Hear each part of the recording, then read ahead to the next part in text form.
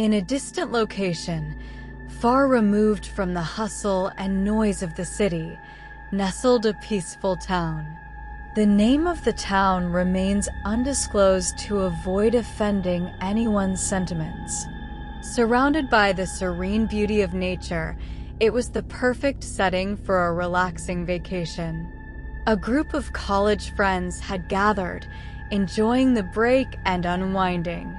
Among them were Tom, Mert, and Philip, who lived in the town and managed their family businesses alongside their studies. Since both their college and work were located within the town, they rarely had the chance to visit the city and experience its excitement. The group also included Harry, who had moved to the city years ago with his family due to his father's job. Despite the distance, Harry stayed in touch with his 3 friends in the town. This summer vacation, Harry decided to return to the town to reunite with his old friends, making the break even more special. Finally, the day came when Harry returned to the town.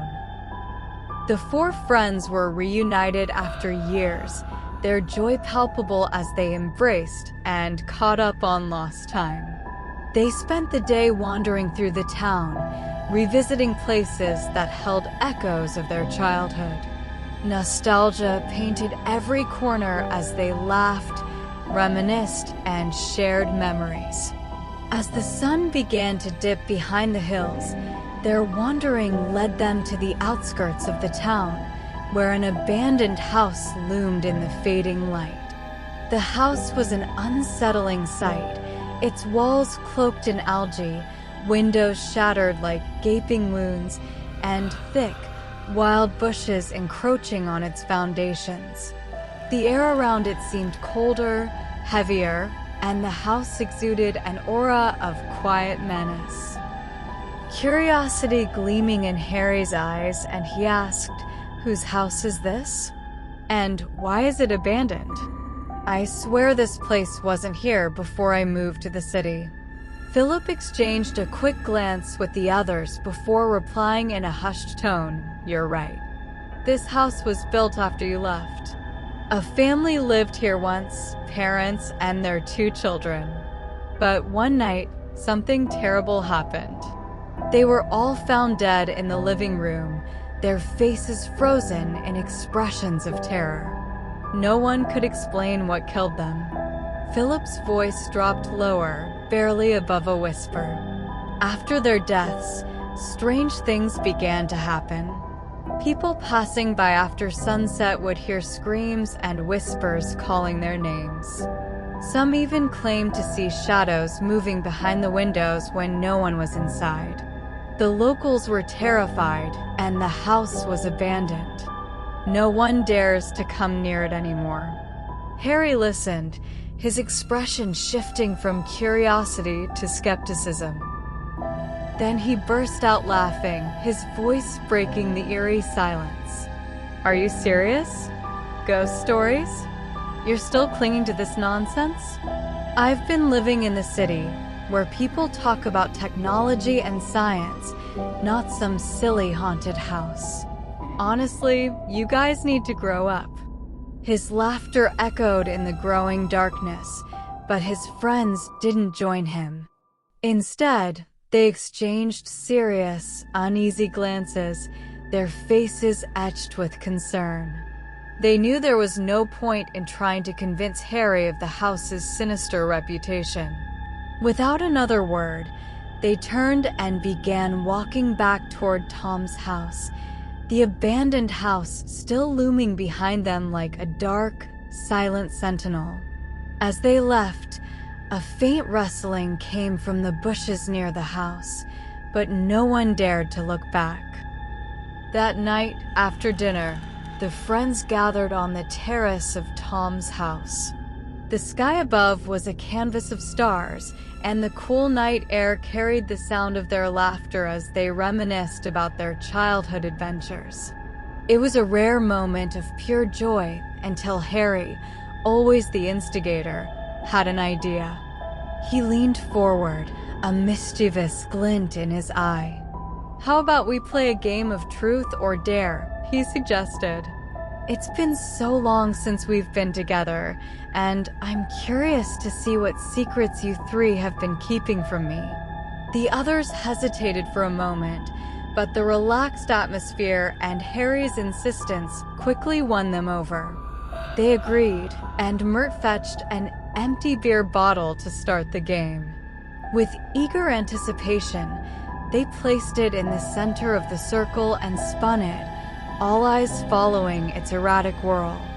The bottle slowed, its spin becoming uneven before finally pointing toward Harry.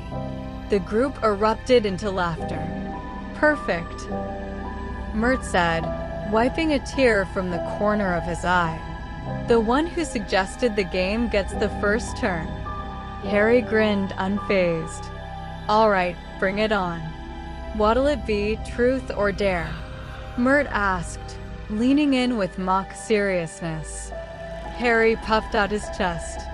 "I'm no coward. I choose dare. Tell me what you want me to do. Heck, even if it's shaking hands with a ghost, I'll do it."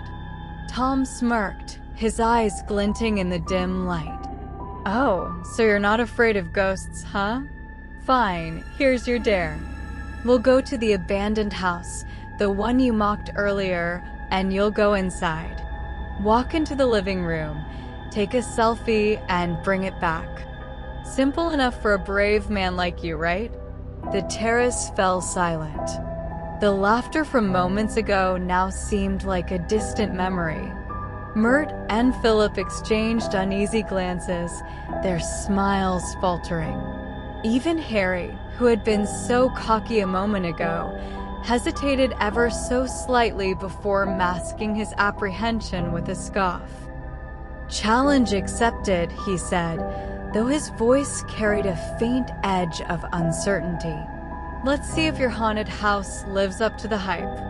Tom's smirk widened, but there was no humor in it.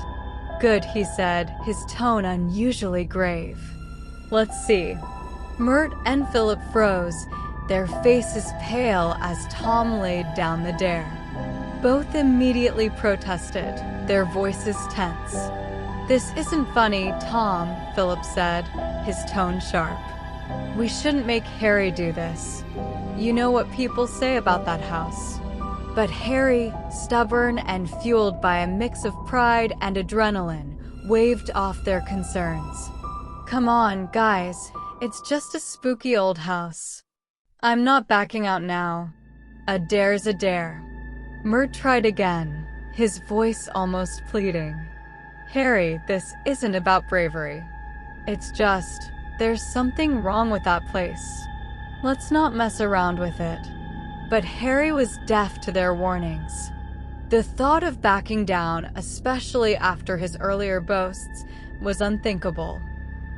He gave them a cocky grin and swung a leg over his motorcycle. "Relax. I'll be in and out before you know it." Resigned and uneasy, the group started their motorcycles and headed toward the abandoned house. The ride was silent, the hum of their engines the only sound cutting through the still night. By the time they arrived, the clock had crept close to midnight, and the house loomed before them like a specter in the darkness. The sight was enough to send a shiver down their spines. The house stood hunched and decayed, its walls cloaked in creeping vines, its broken windows like hollow eyes staring back at them. The surrounding darkness seemed alive, pressing in around them, thick and suffocating. It was as if the house itself was watching, waiting. Mert turned to Harry one last time, his voice barely above a whisper. "Are you sure you want to do this? You don't have to prove anything to us." Harry's grin faltered, just for a moment, but he quickly replaced it with a smirk. "Don't worry about me," he said, forcing a laugh. Without another word, he walked up to the rusted gate, vaulted over it with surprising ease, and disappeared into the overgrown yard. The remaining three stayed behind, their unease growing with every second. They watched as Harry moved toward the house, his figure illuminated briefly by the pale light of the moon before the shadows swallowed him whole. When he reached the front door, he turned to give them a wave before stepping inside and vanished from sight. The silence that followed was deafening. The three friends exchanged uneasy glances, the weight of what they'd done settling heavily on their shoulders. The air seemed colder now, and the darkness deeper, as if the house had taken their friend and was now turning its attention to them. The next few moments were suffocating as the world around them sank into an eerie, bone-chilling silence. It wasn't the kind of silence that brought peace. It was a silence so profound it seemed to scream louder than any noise. The three friends stood rooted in place, their faces pale with worry, their breaths shallow as they waited, straining to hear any sign of Harry. Then it came, a blood-curdling scream, sharp and raw, tearing through the oppressive quiet like a jagged blade. The sound came from inside the house, a primal cry that froze the blood in their veins. Mert, Philip, and Tom stood paralyzed, their hearts pounding in their chests.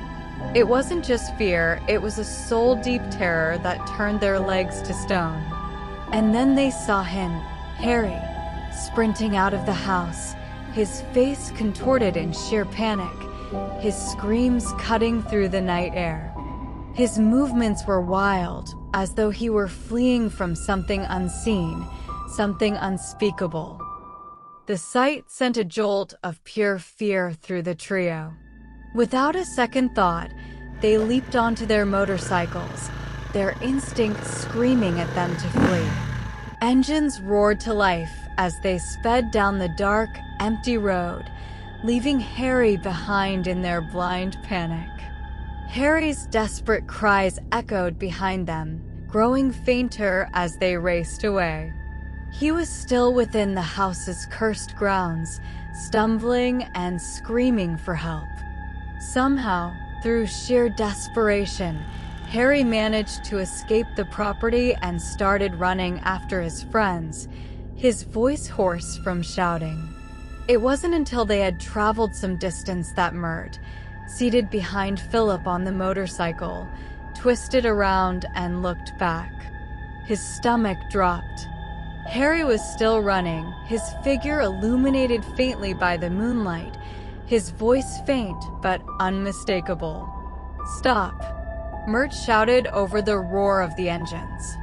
"We left him behind." The motorcycles screeched to a halt, tires skidding on the gravel road. All three of them turned back to look, their breaths coming in short, panicked gasps. What they saw made their blood run cold. Harry was no longer running. He was sitting in the middle of the road, his body hunched over, his face buried in his knees, his arms wrapped tightly around his legs. The way he sat, motionless, trembling, sent chills down their spines. It was as if the very life had been drained from him. Summoning every ounce of courage, the three friends slowly approached him. The night air felt heavier with every step, the shadows around them pressing closer. "Harry," Tom called out, his voice shaking. "Get up. Come with us." But Harry didn't respond. His body quivered uncontrollably, and he refused to lift his head. They circled around him cautiously, their fear mounting with every passing second. Philip reached out hesitantly, placing a hand on Harry's shoulder, only to recoil when Harry let out a low, guttural moan, more animal than human. "Harry," Mert tried again, his voice barely a whisper. "Please, let's go home." Still, Harry didn't respond. His trembling grew more violent, and then, as if his body had finally reached its limit, he collapsed. His unconscious form slumped to the ground, his face pale and expressionless. The three friends somehow managed to bring Harry back home, their nerves frayed and their minds plagued by what had just unfolded. Harry's body was burning with fever, his skin clammy and pale. Desperate, they called for a doctor, hoping for answers or at least a way to help their friend. The doctor arrived swiftly, his presence bringing a fleeting sense of relief. He examined Harry with care, his face grim as he checked the vitals of the unconscious boy. After a tense silence, the doctor finally spoke, his tone heavy. "He's in a state of profound shock," he said. "Let him rest and hope for his recovery. That's all that can be done for now." With that, the doctor administered a few injections, left some medication, and departed into the shadowy night. The three friends stayed by Harry's side, their eyes bloodshot from exhaustion and fear. The hours crawled by as the darkness deepened, and still, Harry lay motionless, his breathing shallow, his face a mask of unease. It wasn't until the pale light of dawn crept through the windows that Harry stirred. His eyelids fluttered, and he groaned softly, his voice weak and hoarse. Relief washed over the trio as they saw their friend awaken, but the relief was short-lived. Harry sat up slowly, his movements sluggish, as if every muscle in his body was weighed down. His face was pale and drawn, but he managed a few bites of food that the friends hastily brought him. Gradually, his strength began to return, though he still seemed distant, his eyes flickering with unease. Once Harry appeared steady enough to speak, Philip, Mert, and Tom exchanged a glance. The unspoken question lingered in the air, heavy and oppressive. Finally, Philip broke the silence.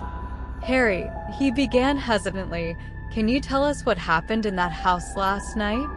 At the mention of the house, Harry's expression shifted instantly. Fear flickered across his face like a shadow passing over his soul. His hands trembled, and his gaze darted around the room as if expecting something or someone to emerge from the corners. "It's all right," Mert said softly, placing a reassuring hand on Harry's shoulder. "You're safe now. Just tell us." Harry swallowed hard, his throat dry. Beads of sweat formed on his brow as he wrestled with his memories. Finally, he took a shaky breath and spoke, his voice barely above a whisper. "That night, when I stepped into the house, I was determined to prove you all wrong," Harry began, his voice trembling, each word laced with the memory of terror. The atmosphere was undeniably suffocating. An eerie stillness hung in the air, and the shadows seemed alive. But I kept telling myself over and over that ghosts don't exist. He paused, swallowing hard, his hands trembling slightly. I made my way through the house, room by room. Each one was a testament to decay. Thick layers of dust blanketed the floors, and cobwebs hung like tattered curtains. The air was thick and stale, but nothing out of the ordinary caught my eye. Finally, I reached the living room, the spot where I was supposed to take the selfie and prove my dare complete. Harry's voice faltered, but he pushed on, the fear in his eyes deepening. I pulled out my phone and took a quick shot, feeling a fleeting sense of triumph. I thought, that's it. Dare done. I've proved them all wrong. But just as I was about to leave, I glanced at the photo, just to make sure it came out clear. His voice dropped to a whisper, each word pulling the room into his horror. When I looked at the screen, my blood froze. In the photo, behind me, there were 4 shadows. 4 distinct figures, standing silently, staring at me. I couldn't believe what I was seeing. My hands began to shake, but I forced myself to turn around, thinking maybe it was just a trick of the light. Harry's face was ashen as he continued. When I turned, they were there, standing right behind me. Real, solid, dark figures looming in the faint light, their eyes, or what I think were their eyes, burning into me. And they were growling. Not like animals, but something unnatural. The sound was low, guttural, vibrating through the very walls of that cursed house. His breath quickened, and his gaze darted nervously around the room, as if those figures might suddenly appear. I wanted to run, to scream, to do anything, but my legs, they wouldn't move. I was frozen, paralyzed with fear. It was like they held me there, their growling growing louder, filling my ears. Then somehow, I don't know how, a scream ripped out of me. It was as if that scream broke their hold, and I was able to move again. Harry clenched his fists, his voice growing hoarse. I ran. I ran as fast as I could, straight toward the gate, screaming for help. I saw you all waiting outside, but when you saw me screaming like that, you fled. You left me behind. The room grew cold as Harry's voice wavered. I somehow made it to the edge of the house's premises, my heart pounding, my lungs burning. But when I glanced back, I wished I hadn't. They were still there. Those 4 figures were following me. Not running, just gliding closer, step by step. Their growling echoed in the night. Harry's eyes welled with tears as he finished his tale. I kept running, chasing after your motorcycles, but I was exhausted. My legs gave out, and I collapsed in the middle of the road. That's when you all finally stopped and came back. If you hadn't, I don't know what would have happened. Silence fell over the room, heavier than any words could bear. The friends exchanged nervous glances, the terror of Harry's story settling deep into their bones. The 3 friends sat in stunned silence, the weight of Harry's chilling tale pressing heavily on their minds. They had always believed the house was haunted, but this was beyond anything they could have imagined. No one had ever dared to step inside before, and now they understood why. A palpable sense of regret hung in the air as Tom lowered his head, guilt etched across his face. He was the one who had given Harry the dare, never expecting the horrifying consequences. Breaking the silence, Mert spoke hesitantly, his voice trembling.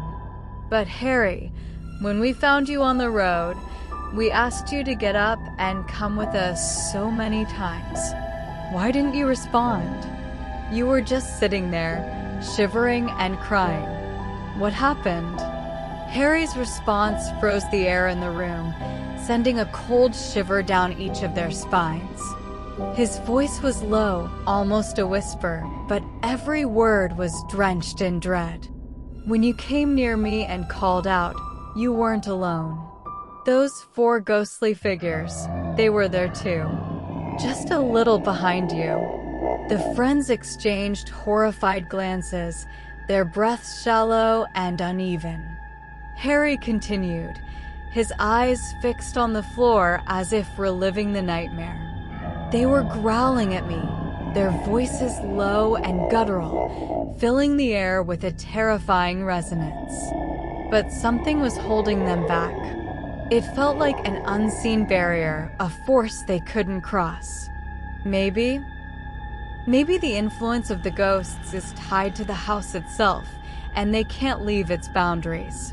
But I was the one who entered their domain. I was the intruder. That's why they were after me. Only me. Harry's voice quivered as he recalled the final moments of his ordeal. I could feel their hatred, their hunger for me. They wanted to drag me back into that house, but they couldn't. I was paralyzed, overwhelmed by their presence. Watching them growling and writhing just beyond some invisible boundary, it was too much. My mind couldn't take it, and I blacked out. The next thing I remember is waking up here. The room fell deathly silent as Harry finished his story. His words hung in the air, oppressive and inescapable. The friends sat frozen, their faces pale, their minds racing with terror and disbelief. They had never imagined such a close brush with the supernatural, never thought they'd come so close to losing one of their own.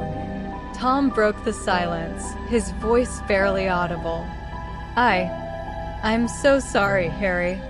I never should have dared you to do it. I didn't think. Harry held up a trembling hand, stopping him. What's done is done. I'm alive, and I'll never forget what I saw. But we can't let this happen again. That house, it's cursed. Evil lives there. We should never have gone near it. The friends nodded solemnly, their minds weighed down by the horrifying truth they now knew. The abandoned house was no mere local legend. It was a trap, a place where the dead lingered and waited. And Harry's survival was nothing short of a miracle. From that day on, the group avoided the house entirely, never venturing near its dark and decaying walls. Harry, too, changed. He carried the scars of that night in his heart, a haunting reminder of how close he had come to death. He never again mocked the unknown or took such reckless risks. The abandoned house remained untouched, its secrets buried within its crumbling walls. The locals continued to tell stories of the eerie screams and ghostly apparitions, warning others to stay away. But the mystery of what truly happened there remained unsolved, an ominous shadow over the town, a reminder that some places are better left undisturbed.